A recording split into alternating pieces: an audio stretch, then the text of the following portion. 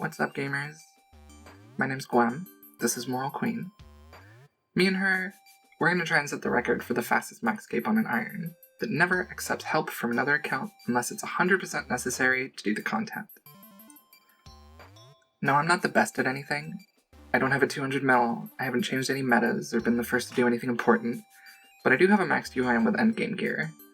She's top 100 as of recording this. Now that's not a brag. Nobody should do that. UIM sucks.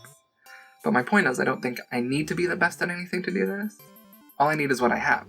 And what I have is brute force, a high tolerance for masochism, and too much time on my hands. I've played enough of this game in enough ways that I think I can be just good enough at everything to go fast. Anyway, I saw Hebox and JCW speedrunning their Maxcapes on main accounts, throwing a year of rent at their smithing and crafting levels, and hiring an entire village to train their rune crafting, and I thought, man, these speedruns start with thousands of hours of GP in progress before the speedrun account is even made.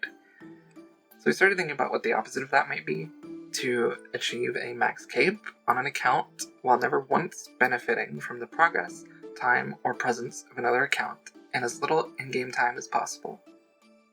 So I sat down and started thinking about the rules.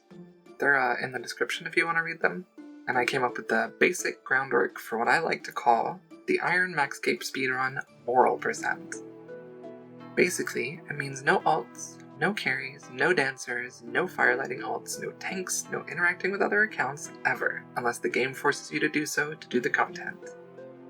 I have a peer-reviewed and extremely scientific document that I put way too much time and effort into that plans every quest, diary, shopping trip, basically every click on the way to that cool red cape, and I'll be recording or streaming anything that could possibly be boosted by another account, or anything else I feel like sharing along the way. The start of this run is basically a modified and modernized version of the Osiris guide with a lot of my own special flavor mixed in, which means a stupid amount of clicking, starting quests and not finishing them for 100 hours, and picking up a mountain of random trash to fill up the bank and make my OCD flare up. It also means not much is going to happen for a while. I'm sorry. It just takes a while to lay the groundwork, you know? You can see the timer on screen, but keep in mind it isn't going to be even close to the actual time for the speedrun, since that's in-game time. What the timer is keeping track of is how much of my limited human time I'm spending on this, which means it's going to be a lot higher, because it includes things like world hops, and login screens, and everything that the game doesn't track while you're logged in. Basically, when I'm playing the account, I hit start, and when I'm not, I hit stop. Oh, and if you were wondering, new skills will be accounted for in this speedrun, even if I hit max total before they're released. I have a lot of checkpoints in my run that I can change plans to gather new resources or grind something new, so hopefully I don't end up losing a lot of time on that. But anyway, I think it's finally time for us to start talking about what's actually happening on the screen. So the first major goal on this account is 100 combat, which is why after 47 minutes, we have started 4 quests, gotten 15 firemaking and 5 fletching, and picked up a whole lot of trash. But like I said earlier, you've got to lay the foundation. Here's 2 magic on a rat with some free runes we got from a nice magic lady, as well as 3 and 4 magic on some more rats while I pick up some swamp tar. I made a quick pit stop to talk to an old man about a priest and his ghost on the way to talk to a wizard about some mysterious stones.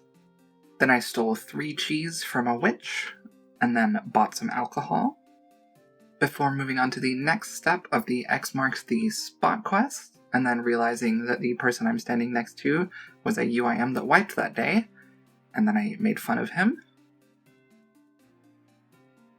which is a very important part of the run. And then we made our way to Veos to finish X marks the spot and get a little bit of free GP before we ran over and bought a whole bunch of trash that we deposited in the bank deposit box by the monks, and then ran over to the hobgoblins by the crafting guild to steal their snake grass, and then ran all the way up to Falador Castle to start Knight's Sword. Then I ran north and got a magic level on a bear, talked to a boy and a man called Cake Mix, so that I could get 24 HP and 3 herb lore. And then after a quick home teleport, I talked to a vampire so that I could go start the Stronghold of Security for a little bit of GP, and then I got really tired of this narration format, so I sped up the clips. Now the main reason I did the Stronghold of Security is the GP, of course, but I also had it in the back of my head that I've been debating the viability of the Varrock Diary in a Maxcape run.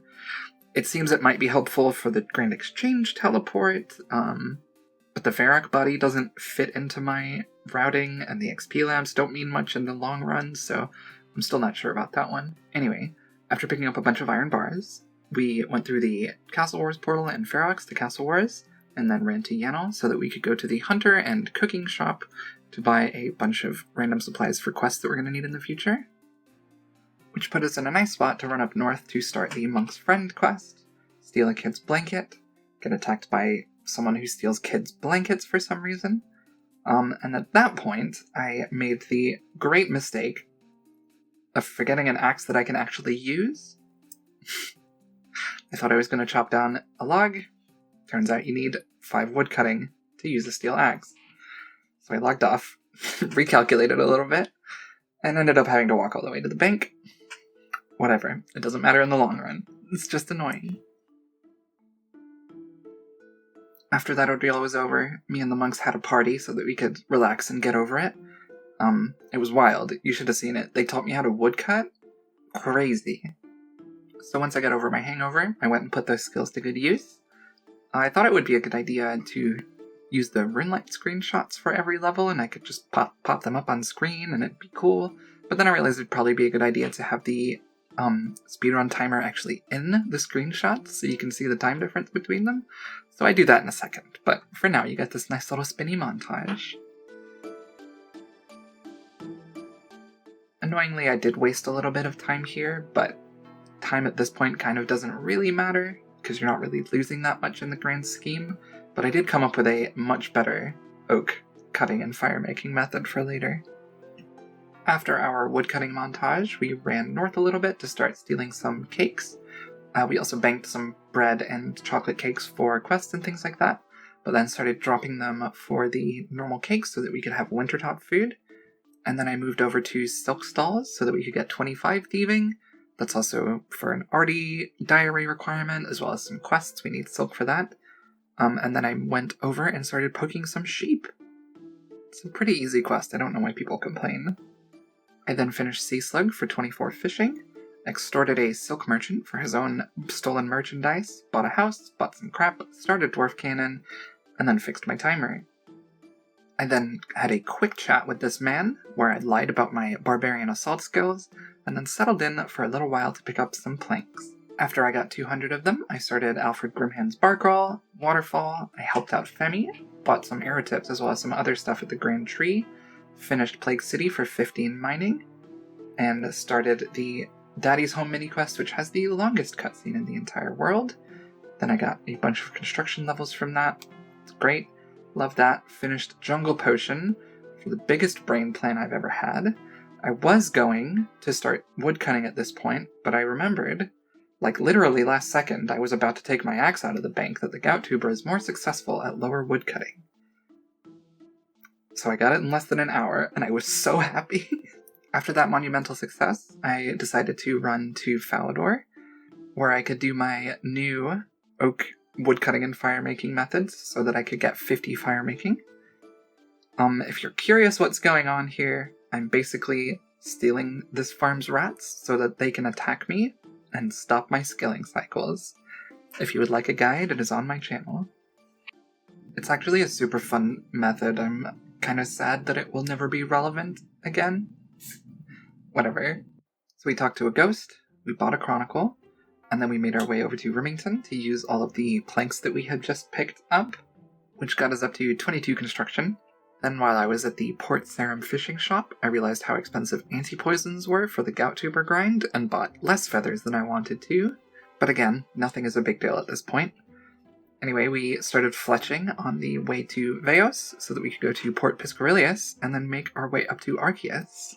I took the opportunity while we were passing through to do the Arceus library for favor and for things like the transport spell.